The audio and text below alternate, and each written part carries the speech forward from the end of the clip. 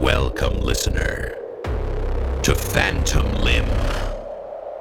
Horror stories, sci-fi, and strange fiction for a maladapted species.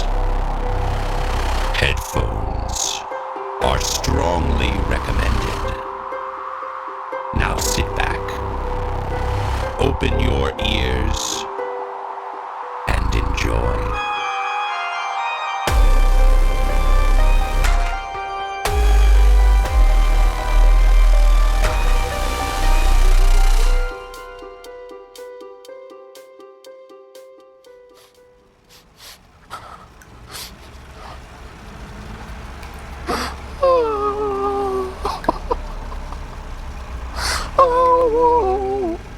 Woe is me.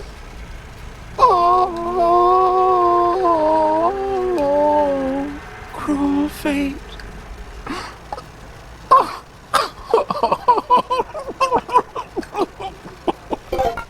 There, serenity.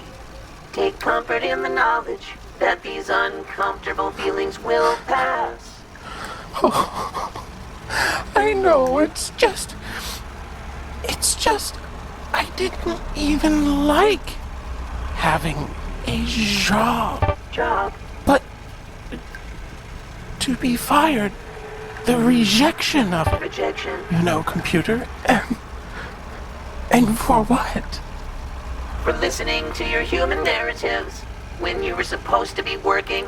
Exactly! For no good reason at all, computer. Oh, I can't. Fortunately, oh Serene One, there are many other places to find employment. What?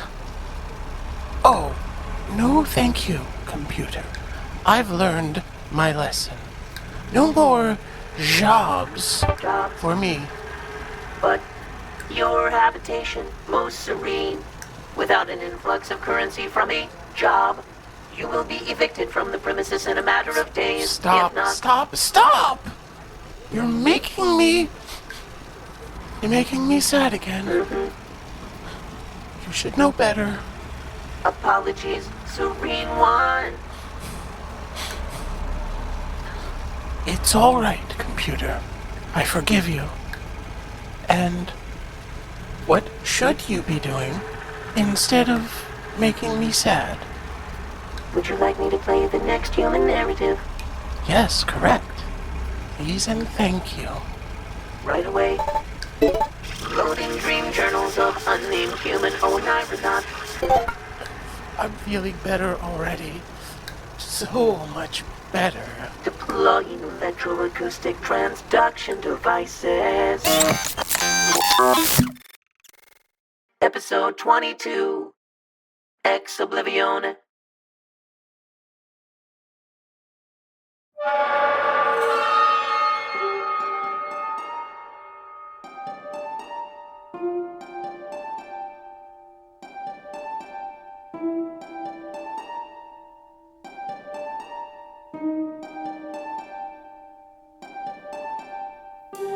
When the last days were upon me, and the ugly trifles of existence began to drive me to madness, like the small drops of water that torturers let fall ceaselessly upon one spot of their victim's body, I loved the irradiate refuge of sleep.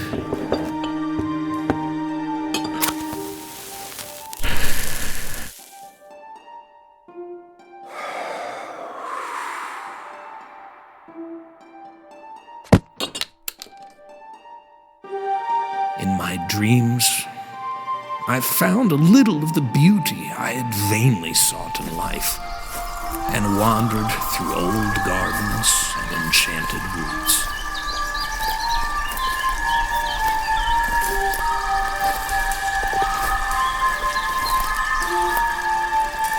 Once, when the wind was soft, scented, I heard the south call, and sailed endlessly and languorously under strange storms.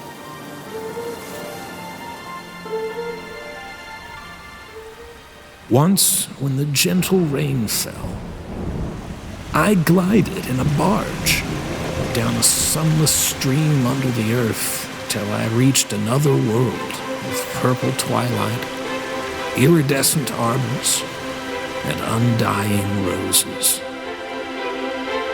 And once I walked through a golden valley that led to shadowy groves and ruins, and ended in a mighty wall green with antique vines, and pierced by a little gate of bronze. Many times I walked through that valley, and longer would I pause in the spectral half-light where the giant trees squirmed and twisted grotesquely, and the gray ground stretched damply from trunk to trunk, sometimes disclosing mold-stained stones of buried temples.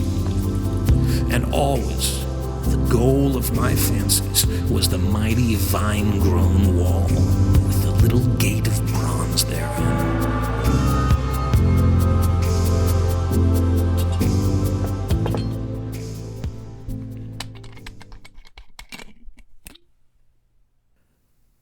After a while, as the days of waking became less and less bearable from their grayness and sameness, I would often drift in opiate peace through the valley and the shadowy groves, and wonder how I might seize them for my eternal dwelling place, so that I need no more crawl back to a dull world stripped of interest and new colors. And as I looked upon the little gate in the mighty wall, I felt that beyond it lay a dream country, from which, once it was entered, there would be no return. So, each night in sleep, I strove to find the hidden latch of the gate in the ivied antique wall, though it was exceedingly well hidden. And I would tell myself that the realm beyond the wall was not more lasting merely, but more lovely and radiant as well. Then, one night in the dream city of Zakarion, I found a yellowed papyrus filled with the thoughts of dream sages who dwelt of old in that city, and who were too wise ever to be born in the waking world.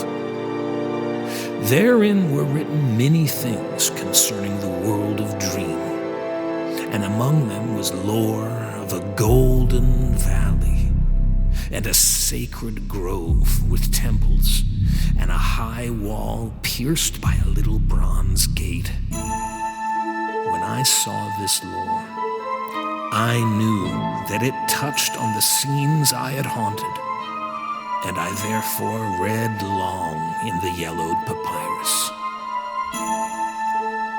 Some of the dream sages wrote gorgeously of the wonders beyond the irrepassable gate, but others told of horror and disappointment. I knew not which to believe, yet longed more and more to cross forever into the unknown land, for doubt and secrecy are the lure of lures, and no new horror can be more terrible than the daily torture of the commonplace. So when I learned of the drug which would unlock the gate and drive me through, I resolved to take it when next I awaked.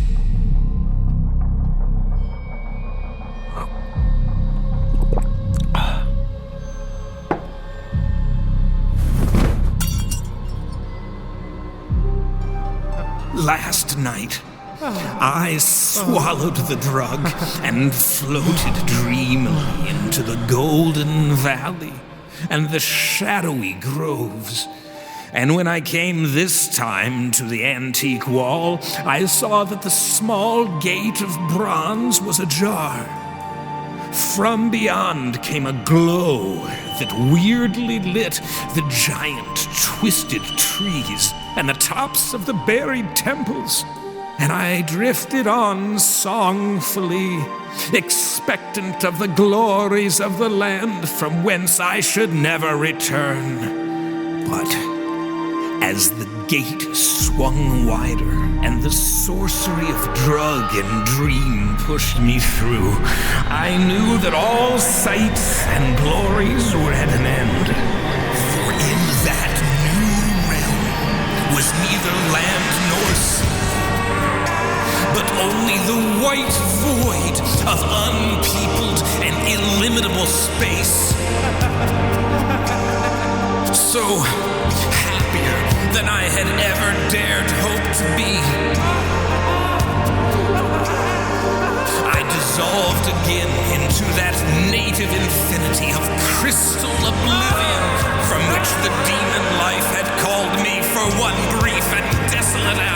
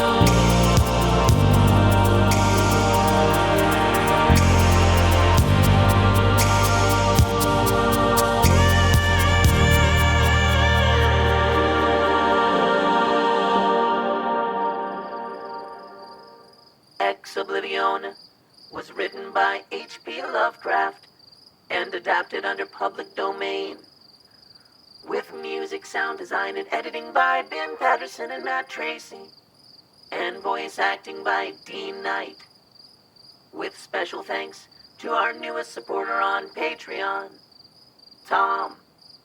You have our gratitude, Tom. If only there were more humans as nifty as you, Tom.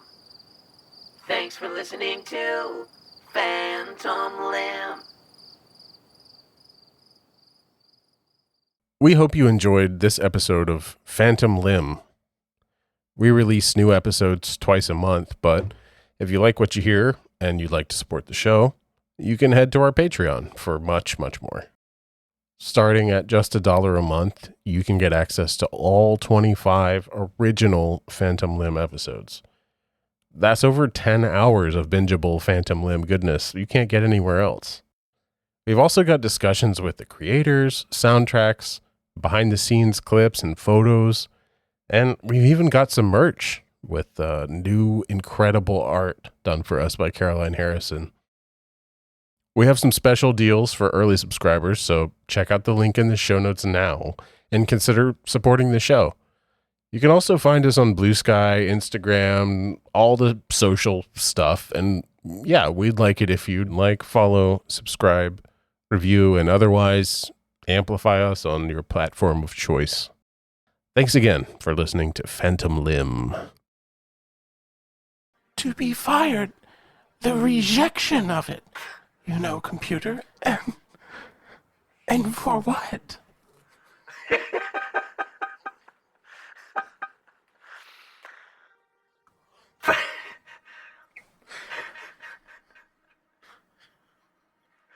That's super. perfect. You've got to correct me to say rejection.